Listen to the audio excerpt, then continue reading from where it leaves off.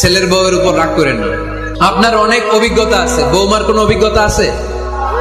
নতুন এক্সপেরিয়েন্স নাই। বৌমাকে একটু সময় দেন, একটু গুছায় নিতে দেন, পারবে। রান্না ভালো হয় না, পারবে। ঘুম থেকে দেরিতে ওঠে, উঠবে আস্তে আস্তে। আপনাদের সাথে মানায় চলতে পারে না, পারবে, সব পারবে। আপনিও একদিন পারতেন না। আপনি যখন প্রথম বৌমা হয়ে গেছিলেন, ওই কথাগুলো খেয়াল করেন, আপনার দিনগুলো তখন কেমন কেটেছিল।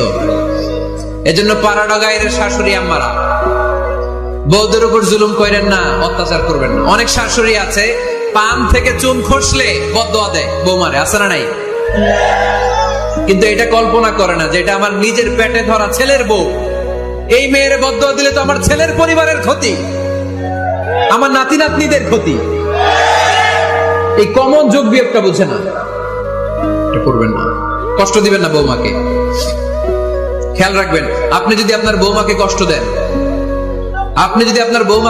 দেন, আপনার নিজের মেয়েটাও বৌমা হয়ে আরেক বাড়িতে যাবে,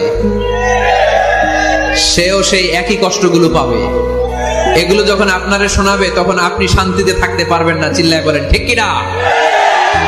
নিজের মেয়ে সকাল 11টায় ওঠে, ওইটার দোষ নাই। বৌমা কেন উঠলো না? ঝামেলা আছে না নাই?